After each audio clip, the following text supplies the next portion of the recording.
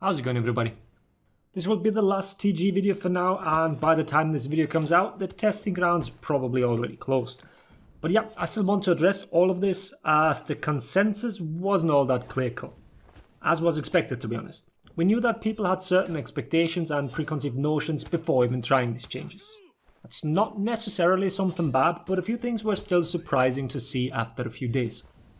So let's recap. Why is it even necessary to fix option selects? Or rather, what was the intention behind it all? Because not everyone agrees that they need fixing. So the goal was to buff non-bash based offense. Let's call it indicator based offense. Attacks that use the guard widget and can be blocked or parried. Most option selects revolve around parrying after all. Meaning, every time you throw a, let's say, unblockable at someone, you need to play the option select roulette. You don't know how the other person defends against your attack. While not really that big of an issue, all the options that are currently in the live game shift the advantage towards the defender. By attacking, you are putting yourself into a mix-up basically. A mix-up that favors the other person. That's the main takeaway here. Attacking is disincentivized. That's the short version. Now, here come the testing grounds, removing all option selects bar one that slipped through the cracks. It was an input we weren't aware of when giving feedback to the devs, but fair enough, I'm sure that one will be sorted out eventually as well. Point is, indicator-based offense, and especially unblockables, became quite a bit stronger, at least on the levels of skill where option selects were used. This brought up a few problems that weren't as prevalent before. For one, parrying on flash. Most of you know that attack indicators flicker white to indicate the parry window. With a good enough reaction speed, some players can actually input the parry on reaction to that flicker. Or so is the claim. Here we need to make the distinction between 1v1s and team modes. 1v1s feel better without option selects, according to most players. But at the same time, the parrying on flash problem is much more prevalent as well.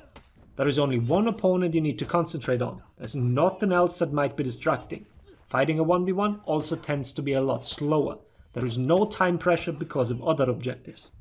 In team modes, on the other hand, this is different. It's not nearly as easy to react to something like the parry indicator when feats are flying through the air, external indicators are popping up, and revive symbols are covering your guard widget.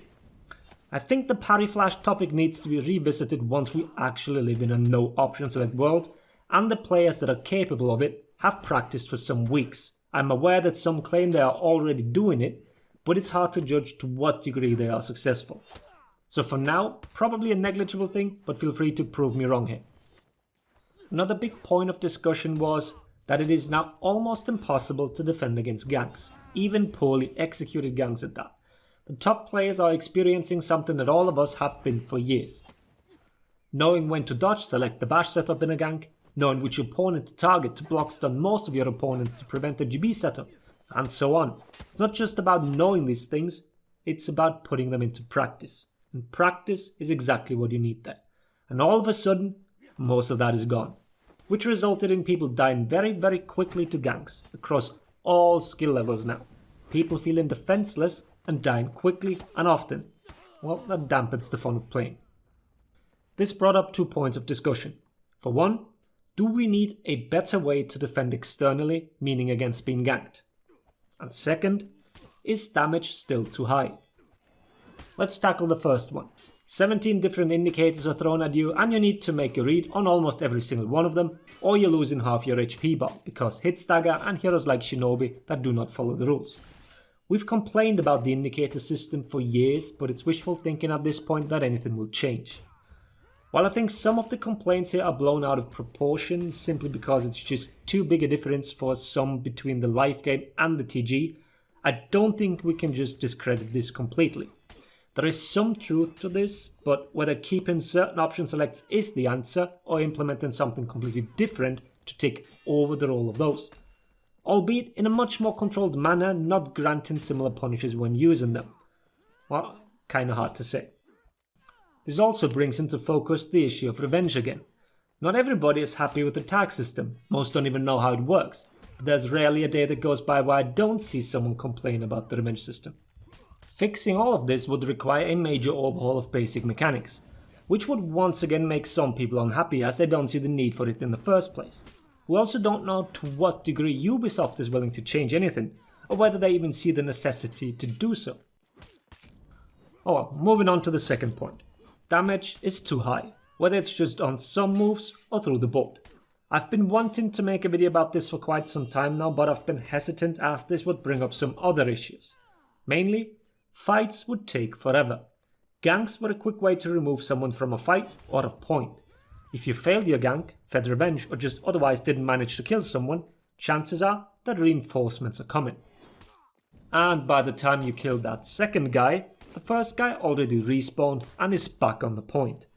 By lowering the damage, this problem would become worse, and fully clearing and capturing the point would be extremely hard. Some might not see the problem here, as the thought process of having home points that are hard to take, well, that seems quite a reasonable thing. But combine it with defender renown, and eventually people will simply not attack these points anymore. We're already at that point at high level, where contesting enemy points is only done when you have an overwhelming advantage. But now, in a no option select world, where people get blown up left and right, all of this becomes less of an issue. If people are dying quicker, damage can be lowered, so we're back to the previously outlined status quo. Now the question is, do we even want to go back to that status quo? Or go back one step further? Are we okay with people being blown up that quickly in the first place? Either by coordinated ganks that have minimal counterplay, even with a plethora of option selects. Or now with 37 different unblockable indicators coming your way that kill you by making 2 wrong reads. And I think here lies the actual dilemma. While these testing ground changes are probably beneficial to offense in 1v1 scenarios, the fact that For Honor has team modes makes this oh so much more complicated. A meta has established over time, and this change throws quite a big wrench into it. Now the question that many game developers have had to face is how much influence do they want to exert on it. Metas are usually discovered by the players, and very rarely are they something obvious. Take Aramusha as an example. His latest rework wasn't something people gave much attention to, but he seems to be creeping up now, having favourable matchups against heroes and more. My point is that it's pretty much impossible to know at this point how all of this will play out in the long run. Yeah, we might agree that stuff like 38 damage GB punishes or 35 plus damage unblockables with huge hitboxes might be a bit too high, but how much lowering them would change the big picture? We don't know. Same as we can't tell after 1 week of TG how no option selects will shape the meta. Yeah, it will change, but where to, and what other problems will arise, all that is just a guessing game at this point. What we can expect, if and when these changes hit, that further adjustments will have to be made. The big question will be whether people can agree on the problems, because this is not just a tiny change with barely any consequences. This one will ripple for a while. I'll leave you guys with that. Feel free to share your views on it already and what you experienced during these testing grounds in regard to option selects. Hope the video was interesting. Thanks for watching. Laters everybody.